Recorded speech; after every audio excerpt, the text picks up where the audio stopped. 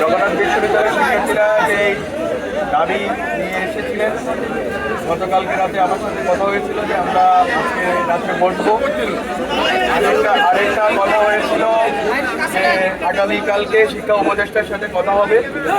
তো এই দুটি কথা আমাদের ছিল যে আমরা বসে ডায়ালগ করে আমরা কথা বলে এটা সমাধান করব।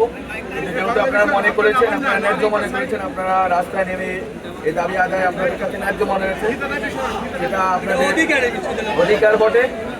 এখন আমাদের বক্তব্য হচ্ছে, আজকে যেভাবে আন্দোলনে, প্রথম কথা আমি যেটা বলতে চাই, আজকে যেভাবে আন্দোলনে পুলিশের কিছু সদস্য হয়তো আপনার উস্কানি